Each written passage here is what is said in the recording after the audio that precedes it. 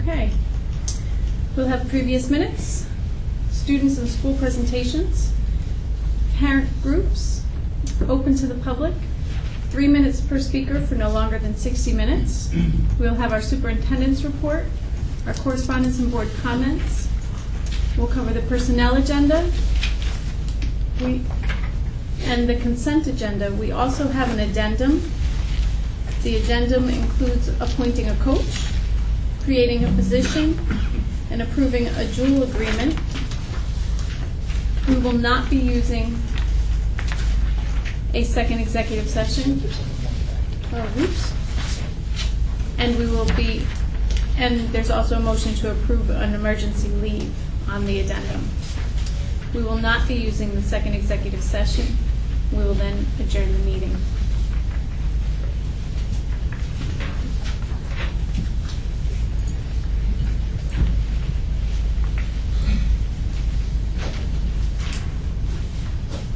Okay, may I have a motion to approve? Motion to approve the minutes of the previous regular meeting held on Monday, September 9th, 2013, as circulated. Second. Comments or questions? All those in favor? Aye. Opposed? Motion carried. We have a motion for the second set of minutes. Motion to approve the minutes of the previous regular meeting held on Monday, September 23rd, 2013, as circulated. Second. Comments or questions? All those in favor? Aye. Opposed? Motion carried. Do we have any students or school presentations tonight? Parent groups? Okay. Open to the public. How are you today, Dennis? Fine, Madam President, and you? I'm very well, thank you. Good, thank you.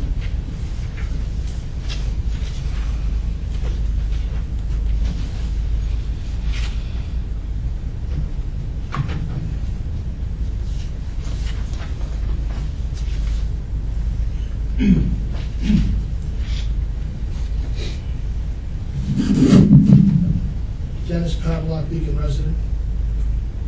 You know, 2 weeks ago when I was here, I listened to the union president, Kim, up here talk about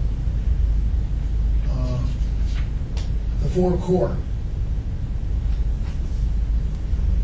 And you know me, I did a little research, finding out what's going on.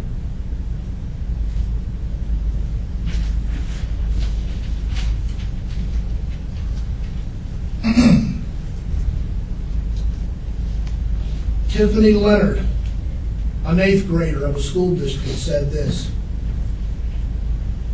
She knows the state is behind all the increased testing and she's not happy about it. The test was a kind of confusing and it had big words that I've never seen before, she said. Another superintendent from another district stated, there are kids who get physically sick because they have to test.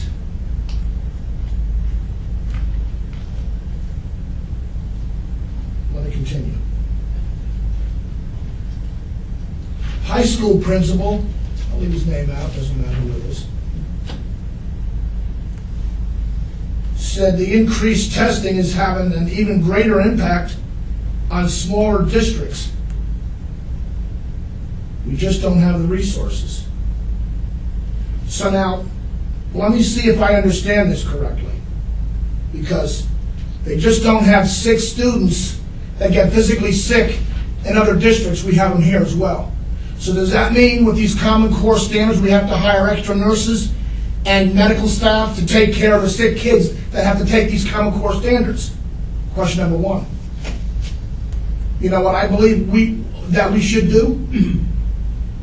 Mr. Dorwood, you know what I believe we should do? Let me tell you what we should do in this district, being we are the city of Beacon, and we are a beacon. We should load the buses up, gas the buses up, put the teachers from every school in the city of Beacon and go up to Albany and tell the state where they can put their standards and their initiatives on Common Core. and I'm not saying that funny or facetiously. I mean what I say, and I say what I mean. Now, if you stand behind your district, and this is what needs to happen, and I'm sure we won't be the only one district to do that, who's going to follow us? I believe we should take the lead in this. And I believe it needs to happen. Because when you get physically sick kids, what good are they to a district? Tell me. Not good at all, are they? I want to talk about 5 homeless families at the last school board meeting. The principal here brought up. In his whole conversation, I listened intently to his conversation. That's what I do, I listen. And then I make the best judgment I can from what I hear. We have 5 homeless families in the city of Beacon. What are we doing about that? How does Common Core help them, Mr. Chin? Mr. Attorney, how does Common Core help them? What is the state saying about 5 homeless families in the city of Beacon that I got a big problem with? Matter of fact, you'll see me tomorrow about 5 minutes after 3 o'clock, because I have a big problem with that. Big problem with 5 homeless families in the city of Beacon. I attended a tag sale last Saturday at my church in Fishkill. They had a tag sale for someone that lost his job. 3 kids. You think his kids are going to be sick? I do. See you in 2 weeks. Oh, by the way, I'll see you tomorrow, 5 minutes after 3 o'clock.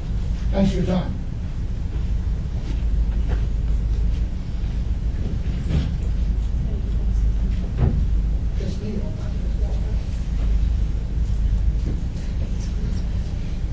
Good evening, Frank Mulhern, Director of PPS. I just want to remind the board that the Parents of Children on the Spectrum group in the district worked again this year to set up the gallery right here in the high school. October is Disability Awareness Month.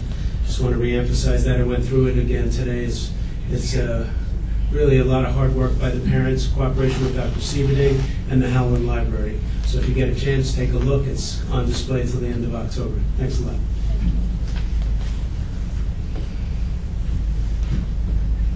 Would anyone else like to speak?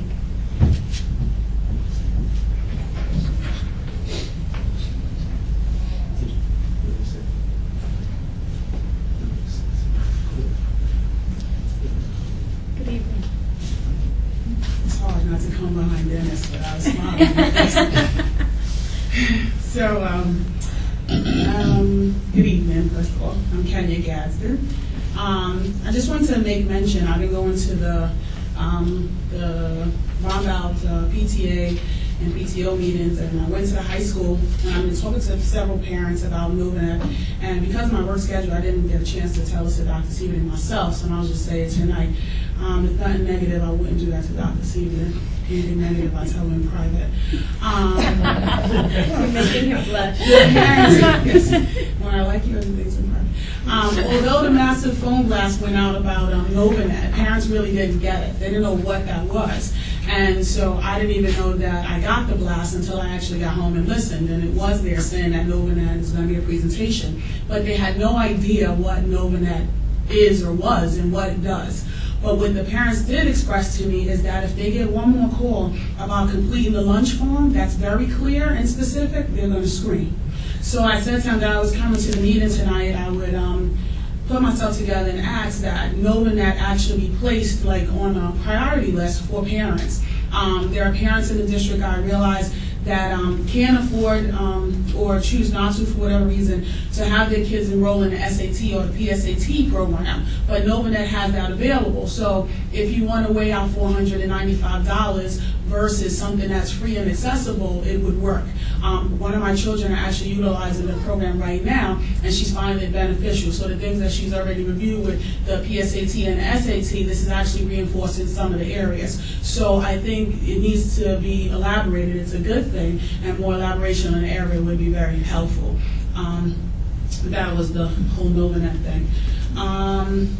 In terms of the accountability, I actually printed it out and I was going over it and over it and over it, and I was trying to understand. So tonight with the presentation that Dr. Dora gave, it was very beneficial to hear that perspective of it and how issues are going to be addressed. Some of the concerns that I had is that based on the accountability report in secondary level, the high school didn't meet for Hispanics and Latinos. And I don't think that area is outlined in the report, and if it is, I stand to be corrected.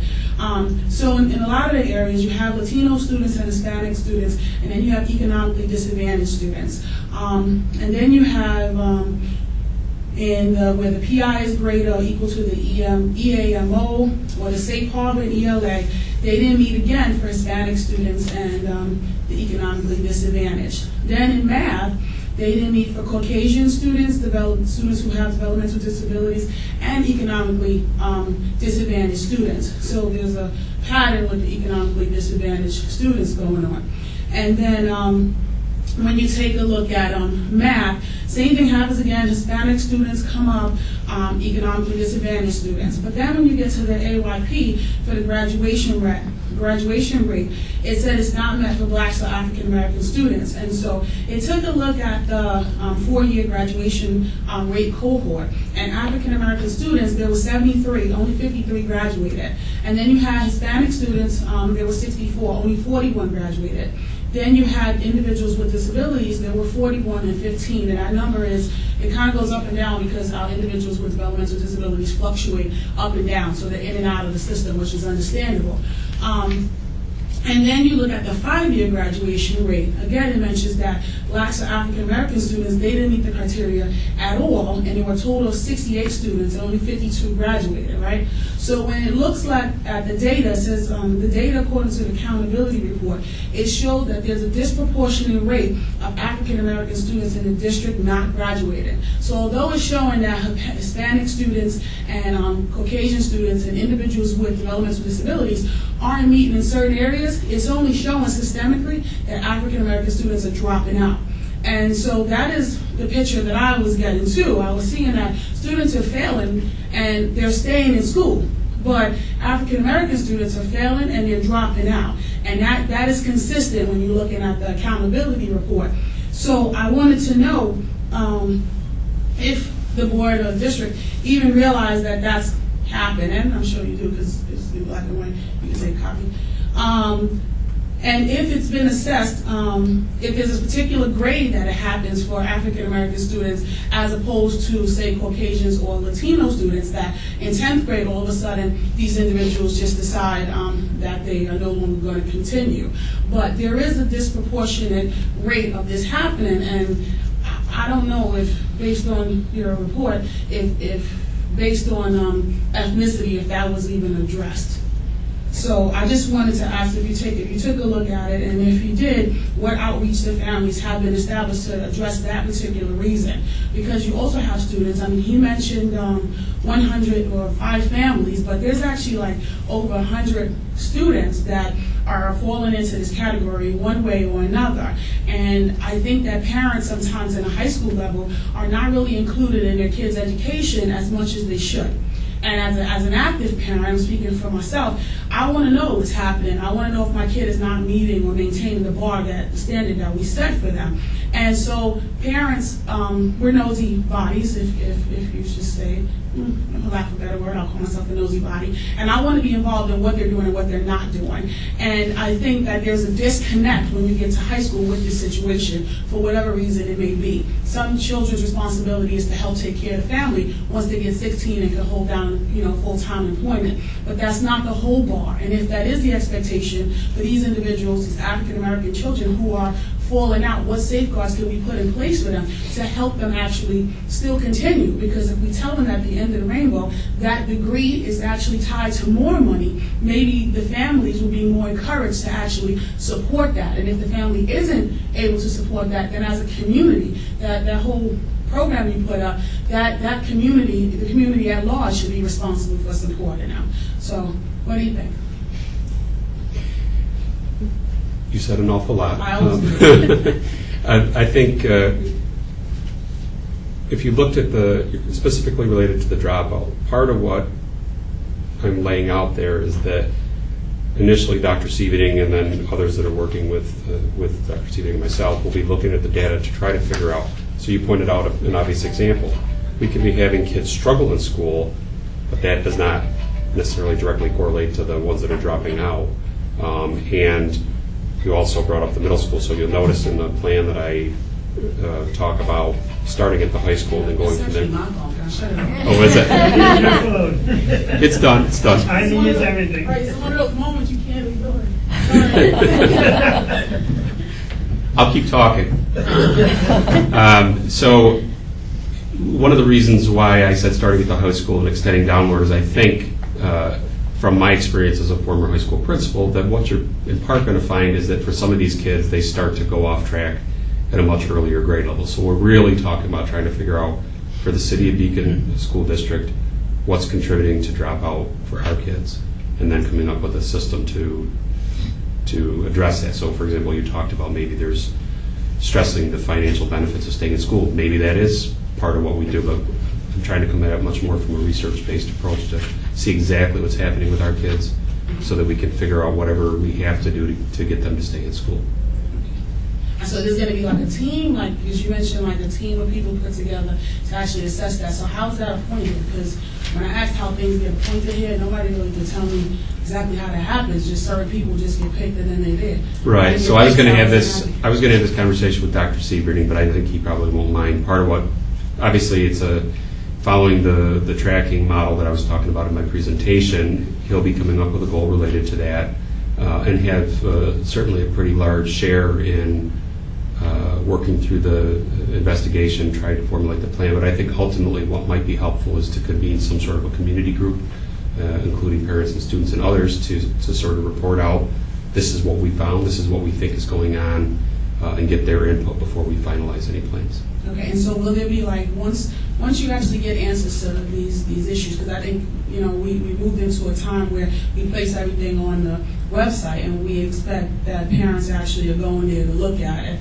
But I don't know, there's people who have been born and raised in Beacon and they'll tell me I have no idea what you're talking about. So, right now. So remember I talked about trying to have everything sort of mesh. We're trying to get more community engagement, and you're absolutely right. For whatever reason, especially when you get to the high school level, you start to have a drop-off in parent engagement. That's true, I think, in many, many districts. Part of the reason why I think it would be helpful to convene a group of interested parents and students and others, once we've sort of analyzed the information, is to try to engage them in that process so that we have a chance to bounce those ideas off of others before we implement it. And the extra added benefit, hopefully, is we'll get some additional people engaged with the school. okay, thank you. Thanks. So tomorrow, Dr. Seaburning, act like you didn't just hear that, and we'll talk about that, please. I wasn't listening. Yeah, it pays attention. Would anyone else like to speak? Thank you. That leaves your report.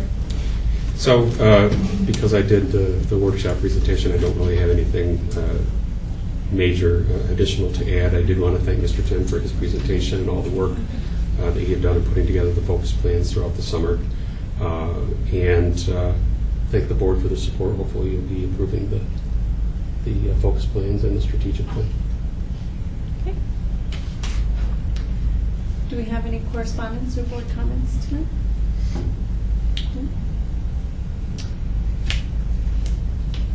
Trying to think if there's anything we need to bring up that meeting that I need to bring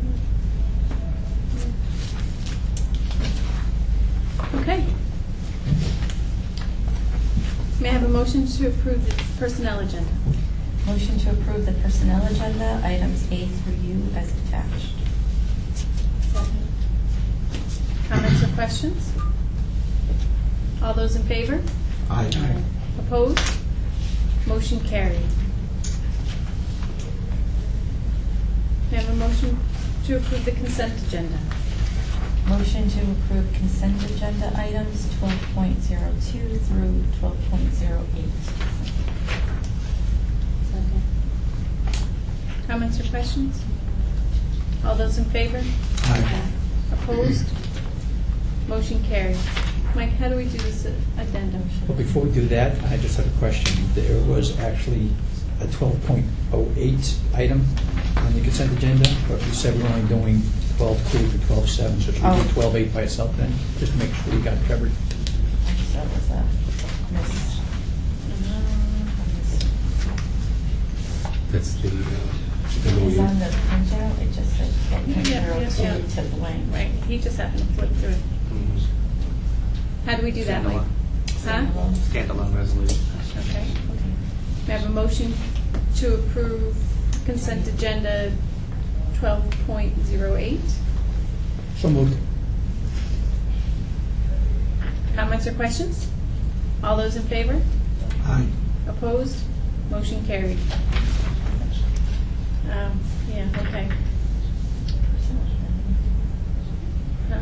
No, I needed a second on that, and I didn't get a second. All in favor? Aye. Opposed? Motion carried. Is it just? So for the addendum, we do just one motion covering V through Z. Okay. May I have a motion to approve the addendum? Motion to approve personnel addendum, items B through Z. Second. Comments or questions? All those in favor? Aye. Opposed? Motion carried. May I have a motion to adjourn the meeting? Motion to adjourn the meeting.